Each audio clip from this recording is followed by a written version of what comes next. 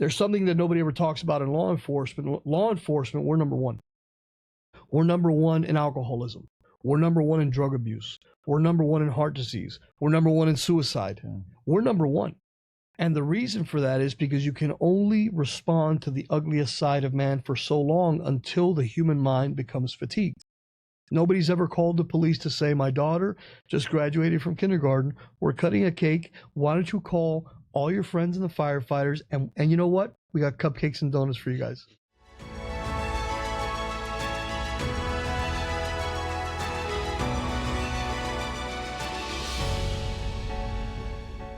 Our police department is number one in our city.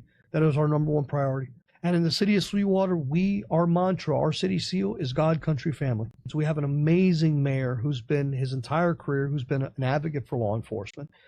As the president of the commission now, I'm a proud former Sweetwater policeman. I have the vice president of the commission, Jose Marti, that's his real name. He's not the poet. He's a retired fire captain, amazing individual who suffers from the same affliction and PTSD that we do.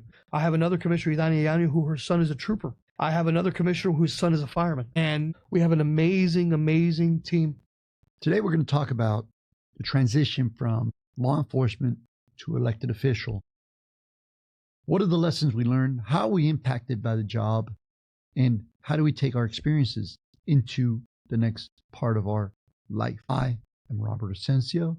And today on Bets and Badges, I have the honor and privilege of introducing and bringing back Marcos Villanueva, the president of the City of Sweetwater's City Council.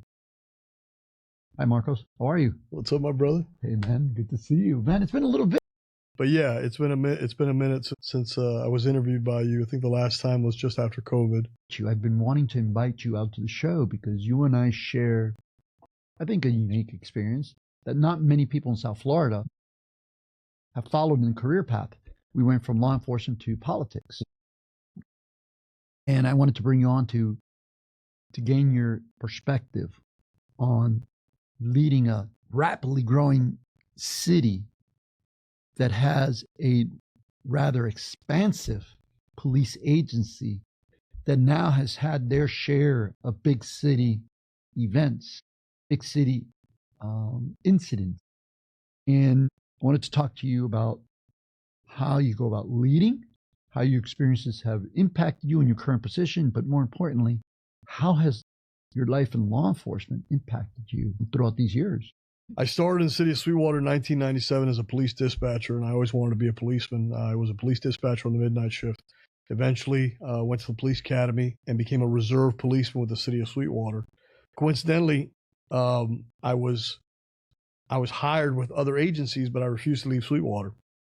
So at the age of 9, I always knew I wanted to be a Sweetwater policeman. And they hired me as a part-time police officer, and then they hired me as a full-time police officer. I worked uniform patrol, midnight shift. I was bike patrol. I worked crime suppression team. I worked narcotics. I was a detective. I was part of the dive team. I trained with the canine unit. I was never canine. I trained with the SWAT team. I have SWAT missions. I never passed SWAT school. I want to make that abundantly clear. Mm-hmm. And I was a lot skinnier and a lot more athletic back then than I am now. And I was able to attain to be number 4 in the agency. There's a lot of trauma responses that come out now. During your career, every call you go on, every scene you're on, every time you see a child that has died, every time you see a fatality crash, every time you see a husband who's murdered his wife or a wife who's murdered his husband. It's funny because during those scenes, they never really affect me unless they were children. One of the hardest things that we've ever had to do in law enforcement, and you've had to do it, is death notifications. When you show up at a family's house at 3 o'clock in the morning.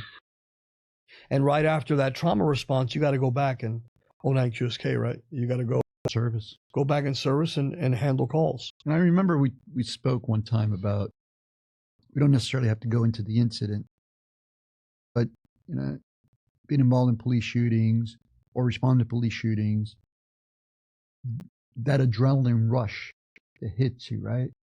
You get the call for backup, shots fired. In Miami-Dade County, it's 30, and shots fired, 30, 14 shots fired. And then you cue in and you hone in on where you're responding, the details that are coming in the radio, and then you get to the scene and you take action, right? You talk about setting up a box, a perimeter, and doing what needs to be done at that point, commanding, controlling the scene, but very seldom talk about afterward. And those of us who like coffee, we'll go to the little coffee stand, we'll get a little shot of coffee, we'll talk BS, we'll talk our crap, but then we go back into service. We're a little bit older now, so we can reflect. And tell me about how that impacted you, bro, because I know that you've been involved in a lot of stuff.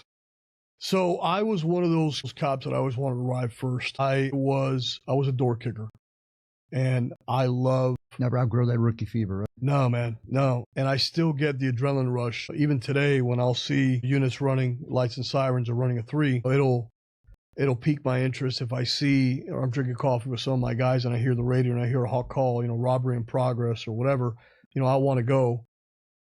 But now as an elected official, I really have no business being there. I'll respond after the fact, as a constituent services, but there's a huge difference as the trajectory of my career advanced. As a silver badge, responding to a hot call, responding to a shooting. I'll give you a scenario. This is many years ago. It was a very strange scene. So it was a woman who was run over by a vehicle, hit and run, and she was on Warren Island flyover. And we responded to the scene, and she had been run over twice. Witnesses says the vehicle ran her over and then ran over again, and then took off. And then so we're a little bit of anger there. Yeah, so we're securing the scene. Obviously, it's a crime of passion, and she's inside a fire rescue. It was Fire Rescue 29. Officers are working that scene. Well, the subject came onto the scene, went into the fire rescue bus, took out a firearm, and now fire rescue personnel are jumping out of the bus. And he had told her, this is many years ago, it was 20-some years ago, something to the effect of, "You'll never forget this moment," and he shot himself. So she's witnessing her husband kill himself, and now there's a hole at the top of fire rescue. Well, that hole was plugged up, but we can still tell that there was a hole there. That incident messes with you.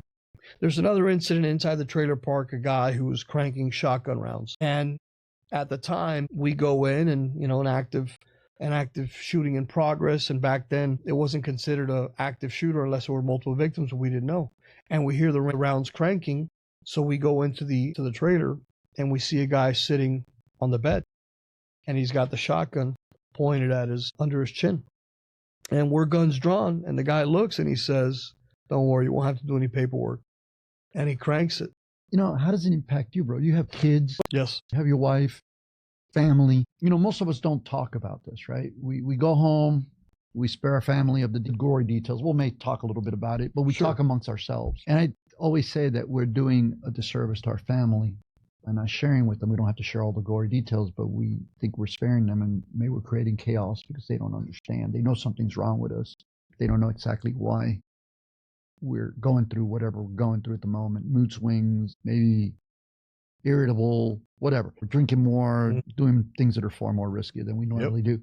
Let's give the viewers, for anybody that hasn't experienced that, what goes on in your head? How do you work yourself through these situations? So later on in life, I've been able to assimilate, and I realized, and what I'm about to say may be very controversial, police officers, firefighters, and military personnel are considered expendable members of society because we respond to the chaos. We put ourselves in harm's way. We are there running to the danger while everyone is running away from it. And we're adrenaline junkies, and we do it willingly. But as every single call occurs, there's another layer, there's another onion, there's another layer, and it gets to a point where we become fatigued, some more than others.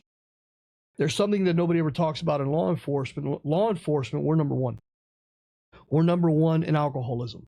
We're number one in drug abuse. We're number one in heart disease. We're number one in suicide. We're number one. And the reason for that is because you can only respond to the ugliest side of man for so long until the human mind becomes fatigued. Nobody's ever called the police to say, "My daughter just graduated from kindergarten. We're cutting a cake. Why don't you call all your friends and the firefighters? And you know what? We got cupcakes and donuts for you guys." It's never a nice call You never get a call for service that is a nice call. And if you do, it's rare.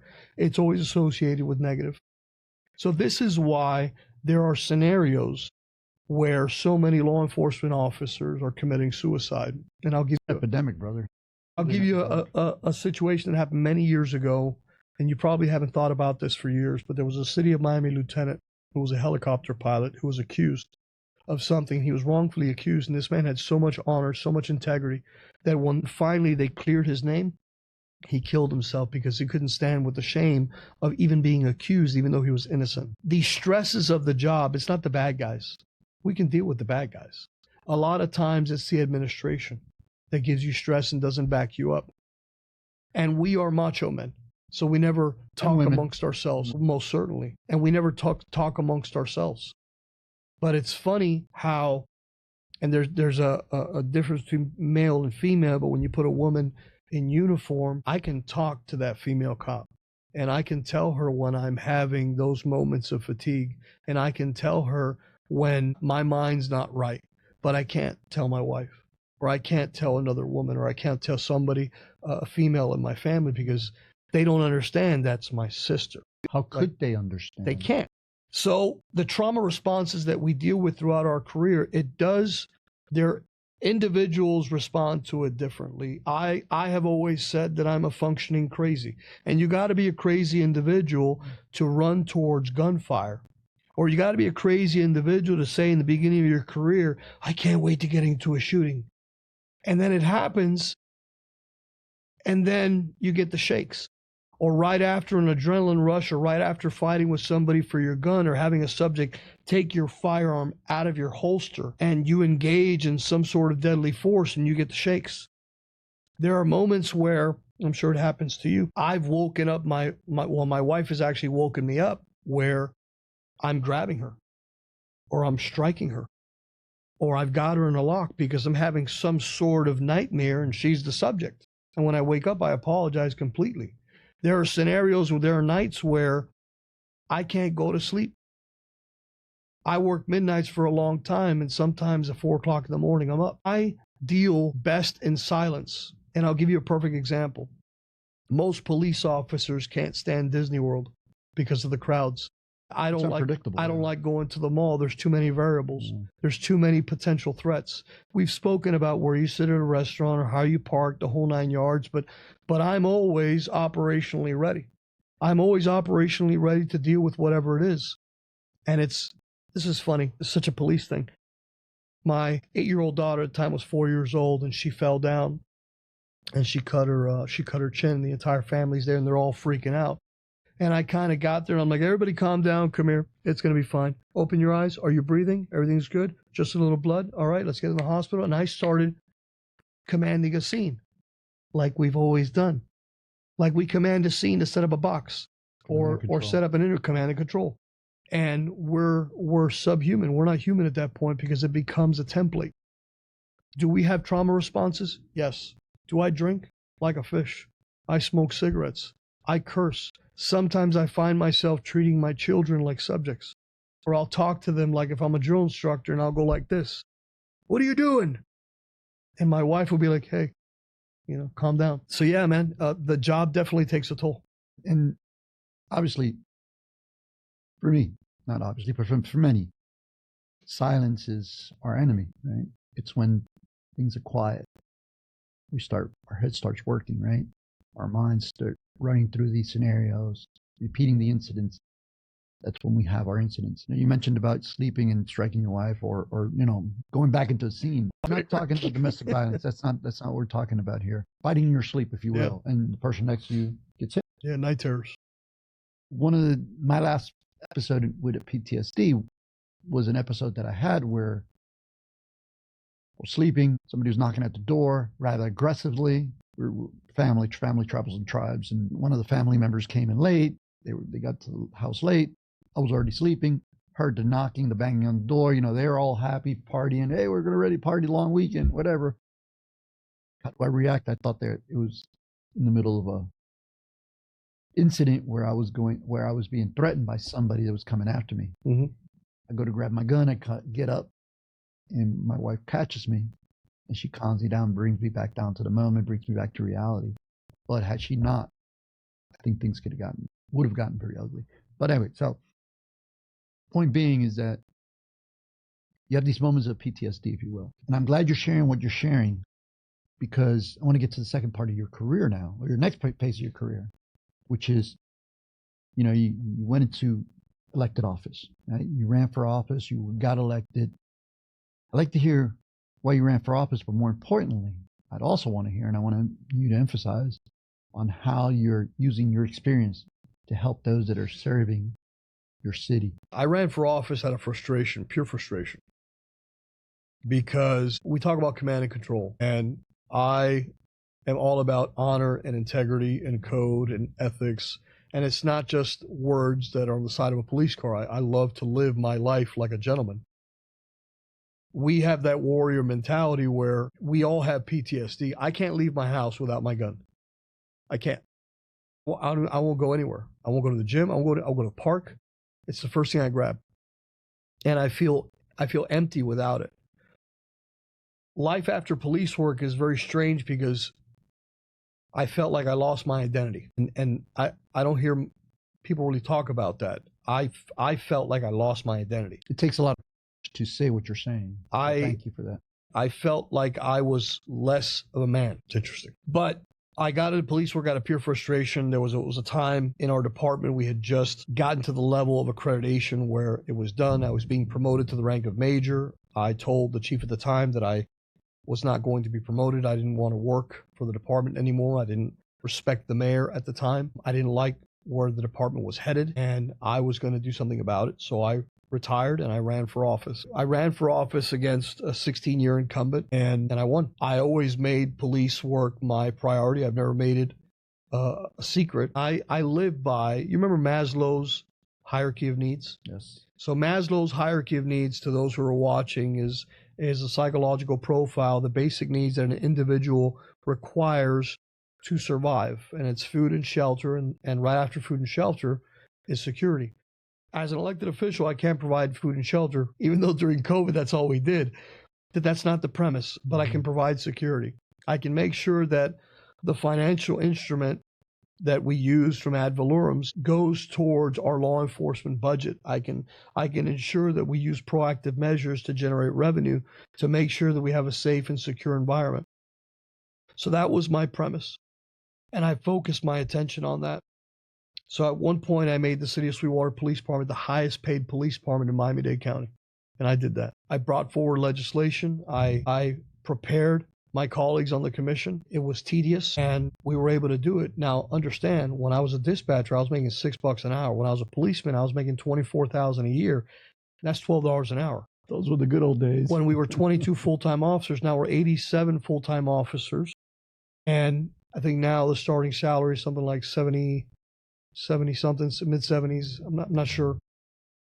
And by the way, I'm getting ready to pump legislation where I want to include hazard pay. I want to include afternoon and midnight differential. There's a lot of things that I've done. I've gotten new equipment. I've gotten new cars. We're working on some less than lethal stuff now, because from a law enforcement background, I know the needs and the necessities of our officers. I'll give you a perfect example. 40 mics, 40 millimeter guns, using less than lethal, 100 mile an hour projectile, subject with a mental illness, walking the street with a knife. Obviously, you're going to have a bunch of cops with guns around. Yeah. And the taser, even with the new taser, has a lot more distance than when you and I were around when the first taser came out in like 2001, 2002. It was like a 25-foot gap. Well, the 40 mics, the 40 millimeters, is a 100 mile an hour projectile where you can crank a less than lethal round at a subject, incapacitate them, tase them, and now we don't have to shoot a person with a mental illness. These are things that I'm working on. I'm working on getting patrol shields. I'm working on getting barriers. I'm working on getting Bearcats. I'm working on getting ballistic helmets. And for those of you that are not in law enforcement that are watching, the benefit of all these tools, if you will, is so that you don't have to, law enforcement does not have to kill a subject unnecessarily, right? So that law enforcement can better operate better serve you, the community, and ensure your safety. I want to go to something because you mentioned that you were pushing, or you brought in implemented some mental health awareness, Yes, preventive and responsive measures for the agency and the people that work in your agency. Can you talk a little bit about that?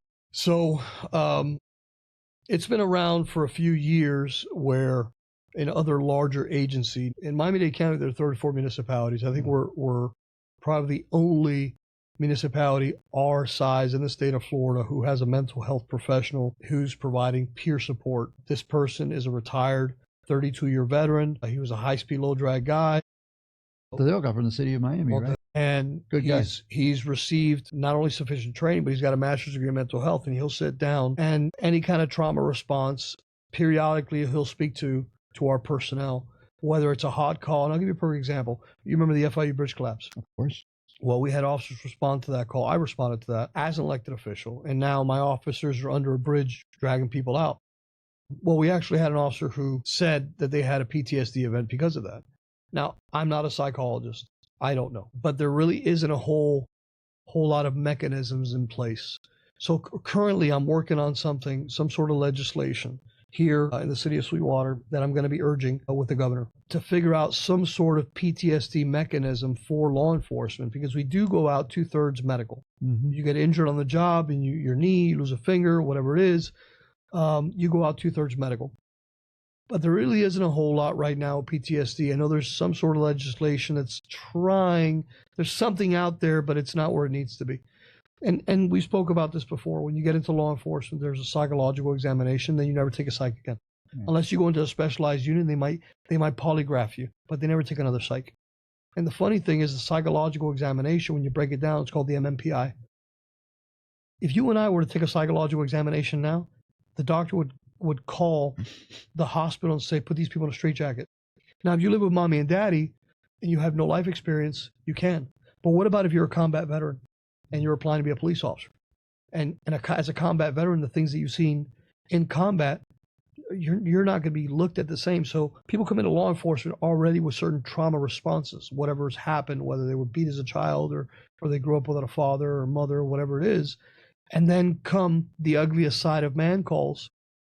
And it's call after call after call, and it just piles on and piles on. And if you could just imagine, every call is like, an ounce of weight that's on your shoulders, and every call is another ounce. But by the time there's a certain point in your career where you're talking about, 500-pound elephant.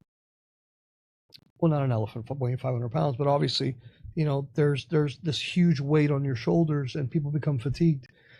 So I've always spoken about outlets. I love to play golf. You always make fun of me. I love to play golf 3 times a week. I get to be violent with a ball. Here's another thing we never discussed, Robert.